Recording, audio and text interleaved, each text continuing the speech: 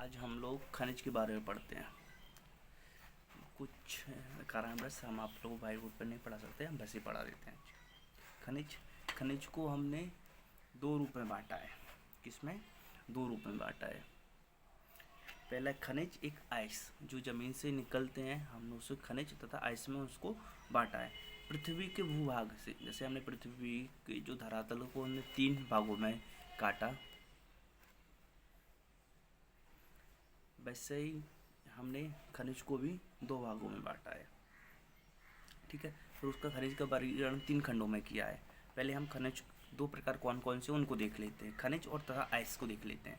खनिज जो पृथ्वी से यहाँ के द्वारा हम खुदाई करते हैं, पृथ्वी से जो खुदाई करते हैं प्राकृतिक रूप से हमें प्राप्त होता है, जैसे कोयला हो गया, उर्वरक हो गया, जस्ता हो गया आदि खनिज में आते हैं। आइस में कौन कौन आता है? जो खुदाई के द्वारा धातु आसानी से प्राप्त हो जाती है, धातु आसानी से प्राप्त हो जाती है, हेमेटाइट और बॉक्साइट इत्यादि इससे आइस में आ जाती हैं। ठीक है, खनिजों का वर्गीकरण, खनिज को हमने 3 भागों में बांटा है। कैसा? एक ऊर्जा खनिज तथा द्वैत तथा अद्वैत।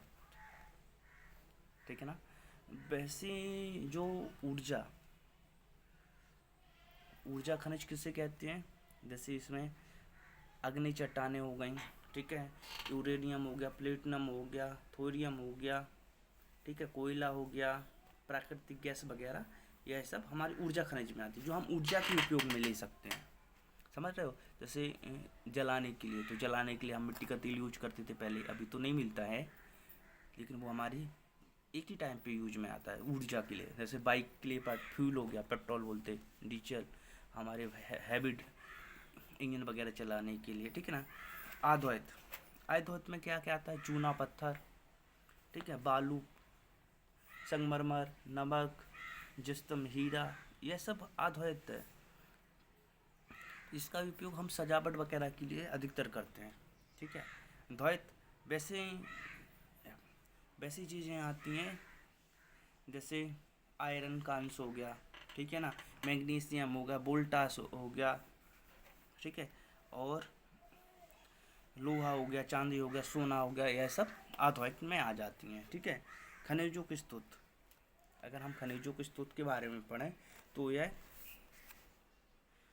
तो हमने ऊर्जा के 2 स्रोतों को में बांटा है। ऊर्जा को हमने 2 स्रोतों में बांटा है। एक परंपरागत, जिसे हम लोग अनवीकरण कहते हैं, परंपरागत अनवीकरण कहते हैं। ठीक है ना।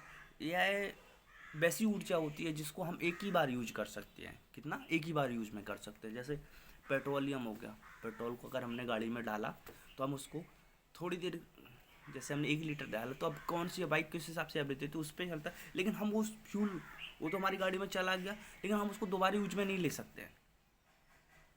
जैसे कोयला एक बार जल गया तो हम दोबारा यूज में नहीं ले सकते। इसको ही हम परंपरागत ऊर्जा कहते हैं, परंपरागत खनिज कहते हैं। ठीक है।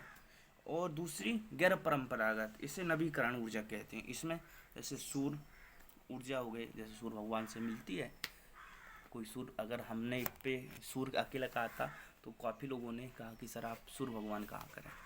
ठीक है, हमारा कुछ है, हम बच्चों को जैसा समझना है अब वैसा उनको हैंडल करके चलते हैं। हम खुद हिंदू धर्म से बिलोंग करते हैं, तो हमारे लिए पूजनीय है, हमारे लिए पेड़ भी पूजनीय है, हर कुछ पूजनीय है।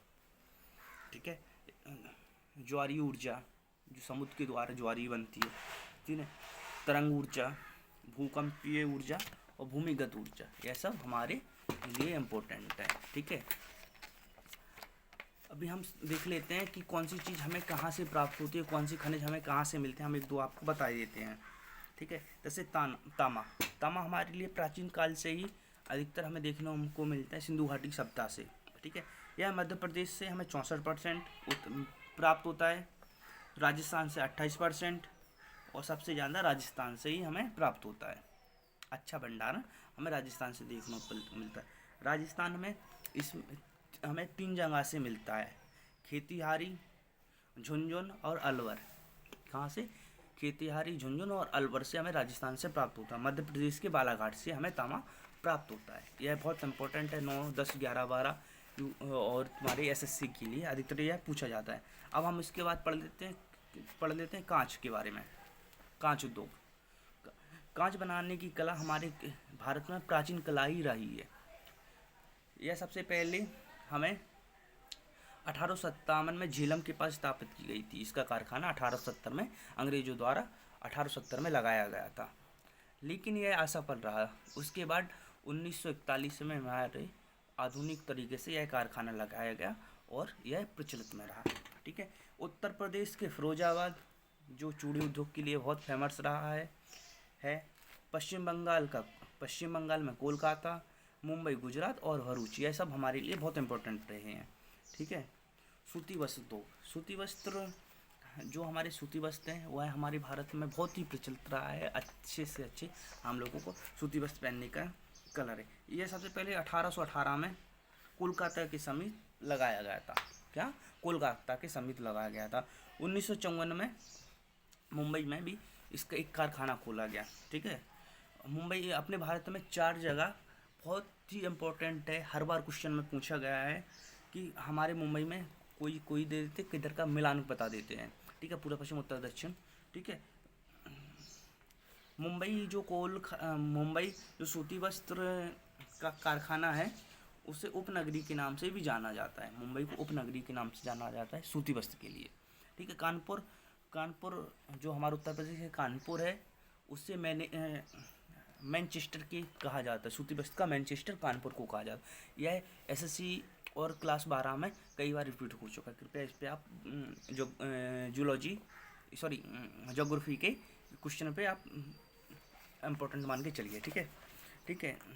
और फिर इसके बाद हमें गुजरात के अहमदाबाद को भारत का बोस्टन कहा जाता है। क्या कहा जाता है? सूती वस्त्र का बोस्टन कहा जाता है। और दक्षिण भारत का कोटाइम्बूर, जिसे दक्षिण भारत का मैनचेस्टर कहा जाता है। कानपुर तथा कोटाइम्बूर को मैनचेस्टर कहा जाता है। ठीक है। इस प्रकार हम आपको कई क्लासें लेके चलेंगे जो अपना कंटिन्यू क्लास स्टडी कुछ कारणवश अभी तक नहीं करने की वजह से नहीं चल पाया। जय हिंद दोस्तों।